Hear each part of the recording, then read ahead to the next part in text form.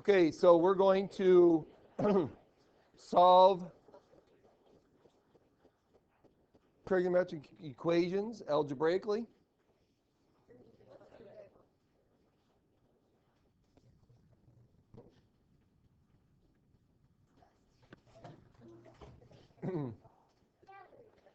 So we have solved these equations.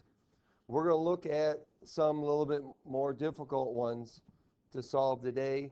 And then when we return after our 2-week hiatus, all right, then we'll go on from there. Okay, now these are basic equations like sine of x equals negative 0.75, cosine of x equals 0.6, tangent of x equals 3. So we're going to look at solving them. Now, one of the things is that you're going to have to use reference angles in solving these equations. Now, we've done graphing before to find them, and we're going to do it without graphing today. Excuse me. So first of all, what we want to do is we want to find a reference angle for each of these problems to be able to work with which quadrant we want to be in then. So for instance, we're going to take, and if you remember back when we were doing Algebra C, I made this little chart look like this. And it actually looks like a butterfly. Okay? Now, what we get is in the first quadrant, we have a reference angle here. And because we'll find that reference angle because in the first quadrant, sine, cosine, and tangent are all positive. So that I know that if I do the inverse sine or inverse cosine or inverse tangent of an angle, of a positive angle, I'm always going to get a number in the first quadrant, whether it's using radians or whether it's using degrees. I know that's always going to be the case. And so what I can do then is I can use that in the other 3 quadrants then, that specific reference angle, to depend on whether it's positive or negative, to find the correct angle in that area. Because what happens then is if I move this angle to here, or down here, or over here, that tells me the exact angle I'm finding because we're always looking for an angle that either terminates here. So this angle in the second quadrant, that reference angle is so many degrees or radians short of the horizontal. Or if it extends onto the third quadrant, then it's just past the horizontal. And if it's in the fourth quadrant, then it's either going to be just short of the horizontal, either positive or negative, whichever way you want to look at it. So what we're going to do then is that, so in the first quadrant, I'm using the angle, the reference angle I'm going to talk about. If the number I want is in the first quadrant, there it is. If I'm in the second quadrant, then I'm going to do 2 things. Either I'm going to subtract it from pi, because the negative x-axis is pi. Or if we're talking about degrees, then we would subtract it from 180, that reference angle. If we're in the third quadrant, we're going to add it to theta, or add it to 180 if we're talking about degrees. And in the fourth quadrant, we have 2 options. We can either subtract it from 360 or 2 pi, or we can just use the negative of the angle. It all depends. Okay. If they give us a restricted area, then the negative might be what we need. If they don't give us a restricted area, then maybe I need to use the 360 minus, or vice versa. So let's look at the first one. Cosine of x equals negative 0.2. I want to find the inverse cosine then of positive 0.2. I want to find that value. That'll give me the reference angle in the first quadrant to enable me to find the rest of it. So what does the inverse cosine of 0.2 equal? And this is going to be in radians. We're not in degrees, we're in radians. So it's going to be a decimal number less than what?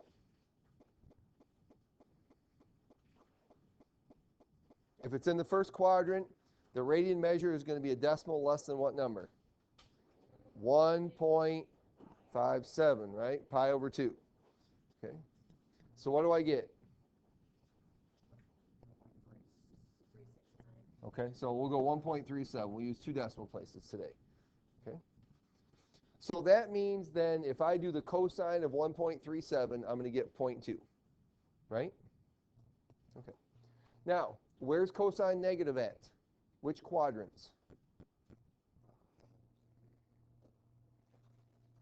In the second and the third, right? So what I'm going to do then, oops, undo, just a second. Yes?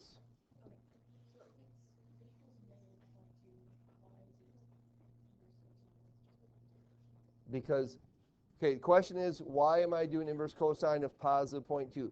Because I want to find a reference angle in the first quadrant that's less than pi over 2 so that I can use that in either of the other 3 quadrants then to find the correct number I'm looking for. Okay. So I'm going to graph this just for a second, and I want you to think about this graph.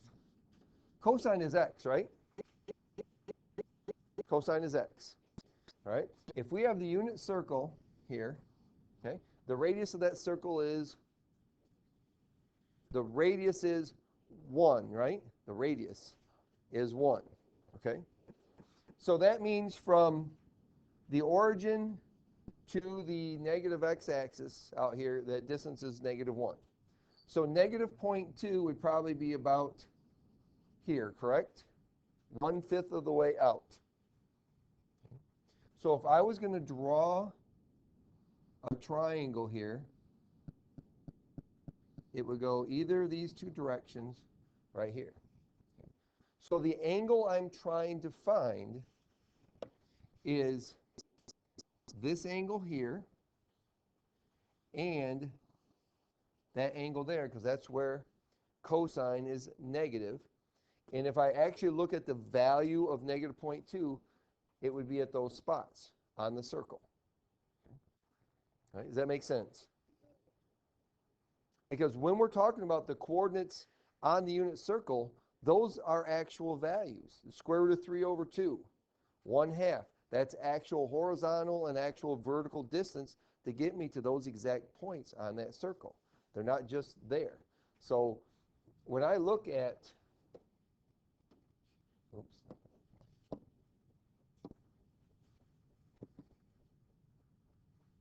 when I look at this unit circle, when I have at pi over 6, when I say it's square root of 3 over 2, 1/2, that means I'm going over horizontally, square root of 3 over 2, or 0.866, and I'm going up 1/2. It's those actual distances. And that's where I can think about those when I'm trying to find my angles. So we get 1.37. That means that this angle here and this angle here are 1.37. So for the answer that's in the second quadrant, I'm going to do pi minus it. The answer that's in the third quadrant, I'm going to do pi plus that number.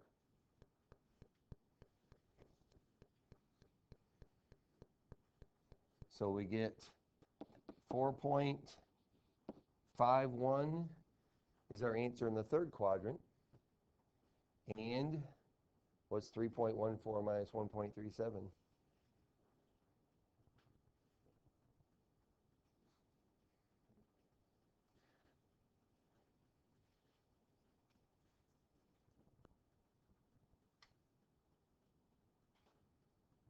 It's a mystery. What is it? 1.77. Okay. All right. So if you take your calculator now and check my mode, make sure I'm in radians. Because if you did problem number 56 yesterday, you would have been in degrees, but even Miss Mitchell didn't do it. Let me down. All right. If I if I do the cosine of 1.77, I should get approximately -0.2. If I do the cosine of 4.51, I should get approximately negative 0.2. So what I'm doing is trying to find the correct angles where I get that value. And I'm finding a reference angle first because that gives me the positive angle. Then I can go to whichever quadrant I need to work with and either add, subtract to pi if it's in the second or third, or 360 if I'm in the fourth, or I could use the negative angle if I'm in the fourth also. Now, the thing is, are these two the only places where cosine equals negative 0.2? They are between 0 and 2 pi, but does my equation involve more than just that area? Yeah, because it says solve the equation, so that could be anything. So I also have to add 2 pi n to these, where n is an integer.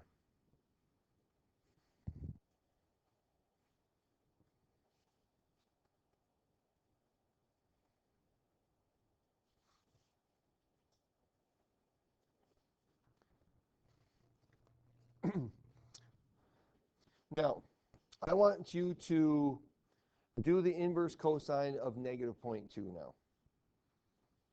Okay, we did it with positive 0.2 to find it, but I want you to do it with negative 0.2 for a second.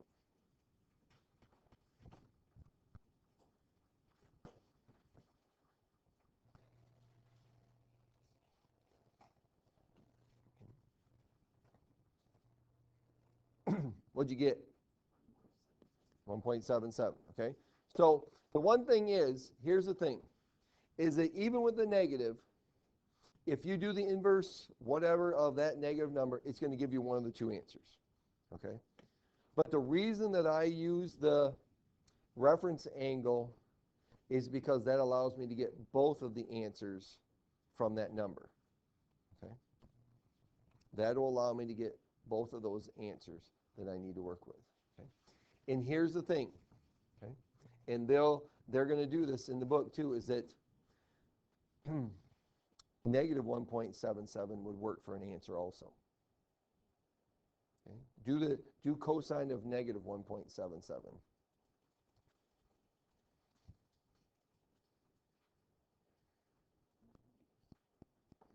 Okay, get negative 0.2, right? Okay. So we actually could have used positive 1.77 and negative 1.77. Okay? Those are actually equivalent to these. Right? And it would be okay to do that also.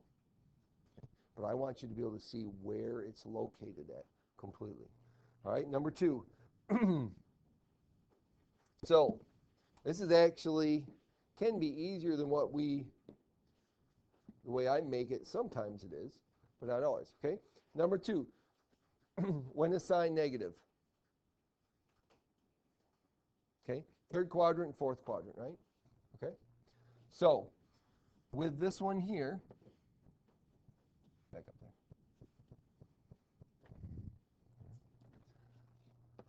So sine is negative 0.33.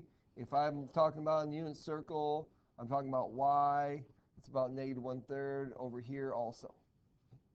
So if I can find the reference angle here and here, then I can figure out what those two angles are, for sure.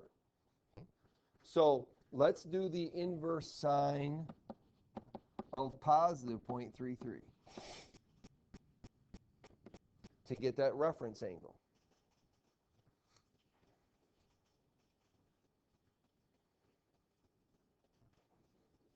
What is it? It's 0.33? 0.34? Okay. All right. 0.34. So that is how far these two angles are from the x-axis. So my answer for x here could be negative 0.34, because is that in the fourth quadrant? Is negative 0.34 in the fourth quadrant? Okay, because it just means I'm going down instead of going around, right, to that point. So this would be plus 2 pi n. But then I need to know the answer in the third quadrant, so I'm going to have to take and do pi plus my reference angle to get the answer in the third quadrant, which is 3.48, right? Plus 2 pi n, or k, or whatever letter you want to use.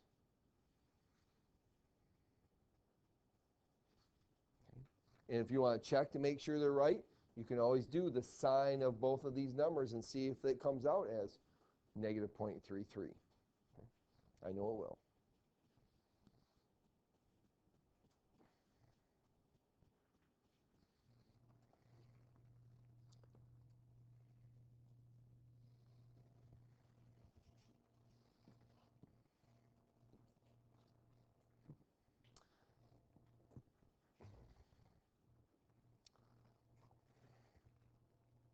Now, tangent's the easiest one.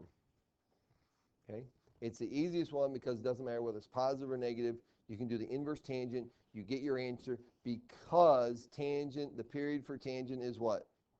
Pi. And so that would give you both answers around the circle right away. So for number 3, when it's tangent, just do the inverse of tangent, or the inverse of whatever the number is, in this case, negative 4.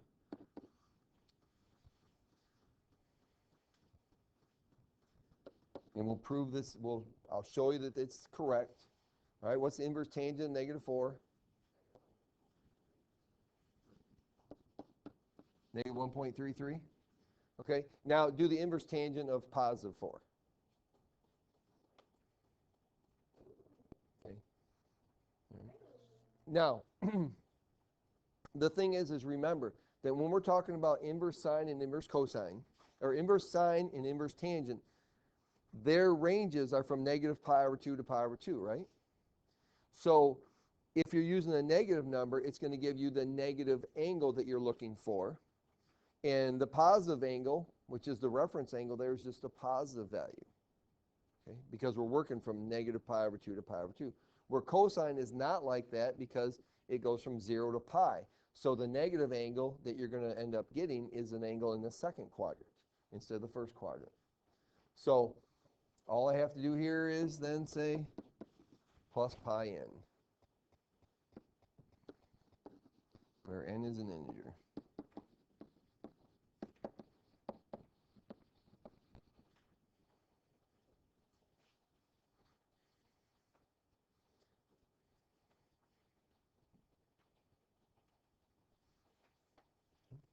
And this will cover both quadrants then, okay, or both times it happens, the negative 1.33. So you could either use negative 1.33, or if you wanted to do 2 pi minus that number and use it, it still represents the same answers. And so sometimes you have to be careful the answers you get. If you're checking them in the book, they might be different, but they might yield the same thing also. So how can I check it to make sure that mine is right? Do the tangent of negative 1.33 and make sure I get negative 4. If I do, I did it right. It's very important that you remember to check your solutions, check your answers. Okay, number 4. All right, this one's set up a little different. 3 cosine of x plus 1 equals 0. What do we have to do?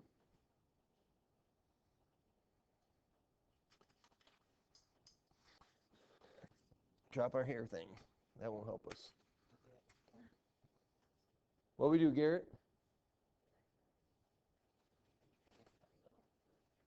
Well, we don't necessarily want to get x by itself. I mean, that is a goal because we're trying to find x, but we have to do what? Okay, so we got to get cosine of x by itself. So what do I have to do?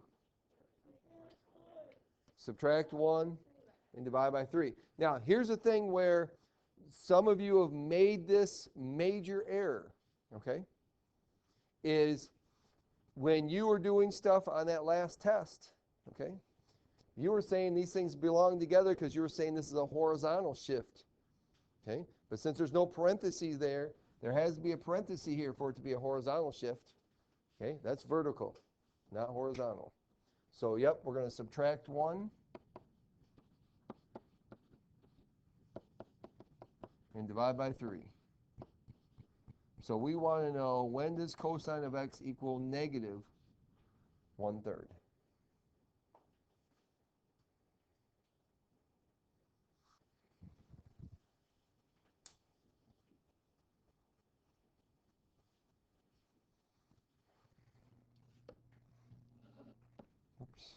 Okay.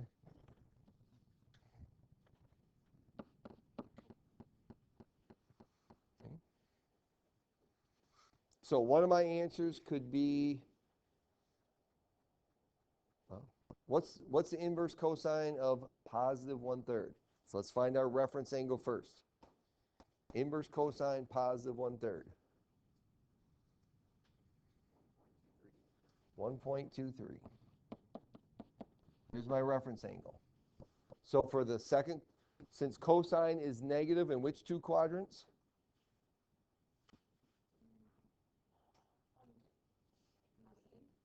Cosine is positive, or cosine is negative in when I go to the left, right? Okay, second and third. So I need to take that number, subtract it from pi, and add it to pi to get my answers. So 4.37. When I add it to pi, when I take it away from pi, we get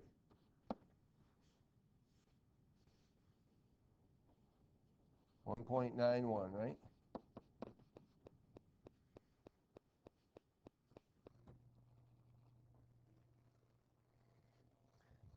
And a reminder again then, if I do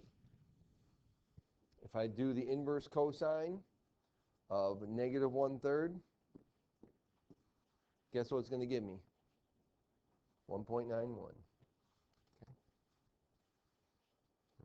So that will give you the correct answer in the second quadrant, but it doesn't give you the correct answer in the third quadrant in this case.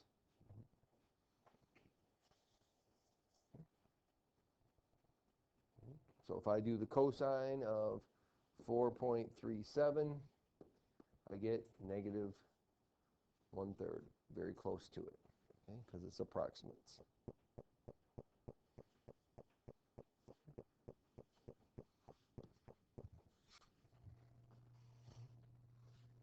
Little chart here that talks about some of that. You can look at that later if you want.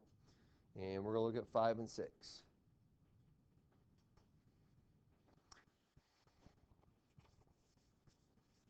And then we'll be done today. Is that okay, Brett? All right.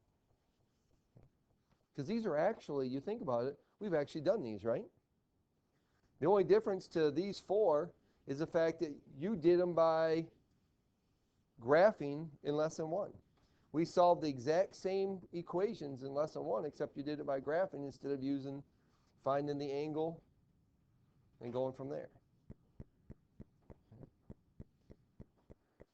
Number 5, sine of u equals 1/2 exactly without using a calculator. Well, when does sine equal 1/2? Pi over 6 and 5 pi over 6. I don't know what happened to my numbers here. Oh, I know what happened. Okay, so pi over 6 plus 2 pi n and 5 pi over 6 plus 2 pi n, where n is an integer. Yep.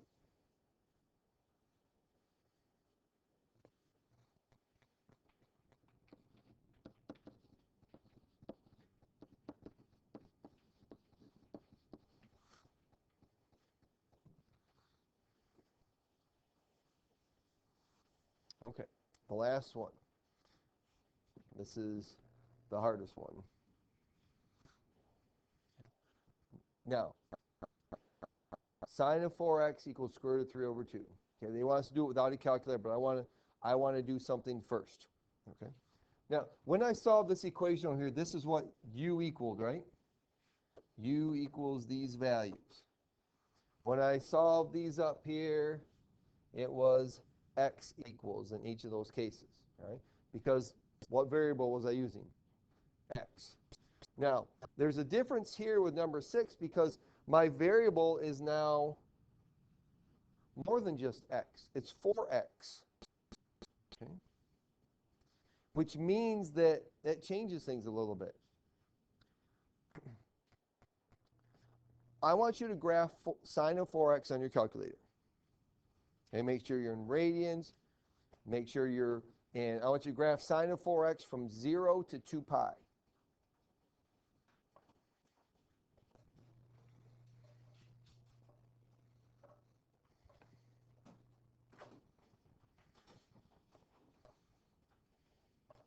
It's a nice snowman.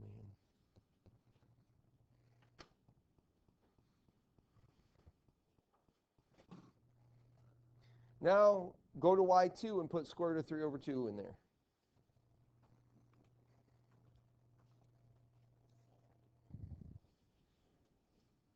Square root of 3 over 2.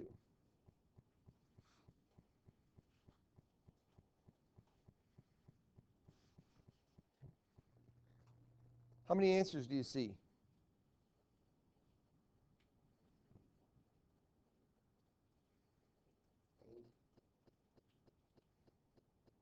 Just go from 0 to 2 pi for your window. Okay. There's 8 answers, right? Okay. Between 0 and 2 pi, there are 8 answers. Do I need all 8 of those answers? How many answers do I need? Okay. I only need 2 of them. Okay. Well, how much do all of those differ by?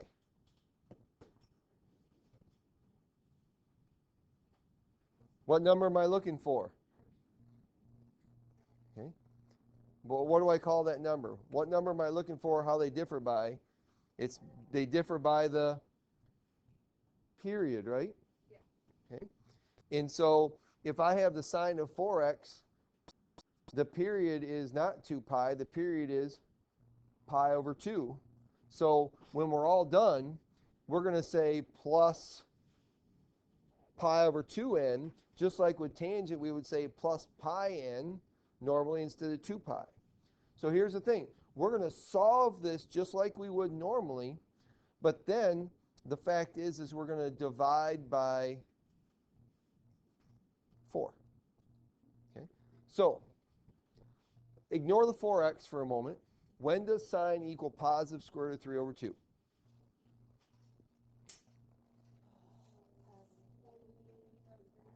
Okay. Okay, pi over 3 and 2 pi over 3. So this means then that 4x is equal to pi over 3 plus 2 pi n, and 4x equals 2 pi over 3 plus 2 pi n. But that's what 4x equals. I don't care what 4x equals. I want to know what x equals. So what do I have to do then? Divide everything by 4.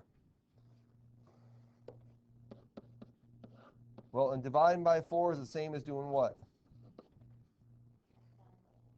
Multiplying by 1/4.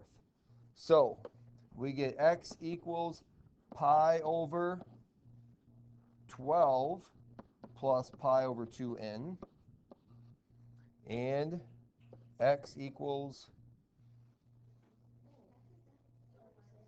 pi over 6, yep, plus 2 pi n, where n is an integer. Okay? So this is, by putting a value here in front of x, changing the period, all that means is when I'm done, I have to divide by that number, because everything is that many times smaller than, or bigger, if it's a fraction. Yes? Well, because I wrote 2 pi n just to see if you were paying attention. Because they're both pi over 2. I'm just checking on you, Shelby. You know how I do that once in a while? That's right. Okay. All right. So something we can handle? Yeah. All right. Not as hard as it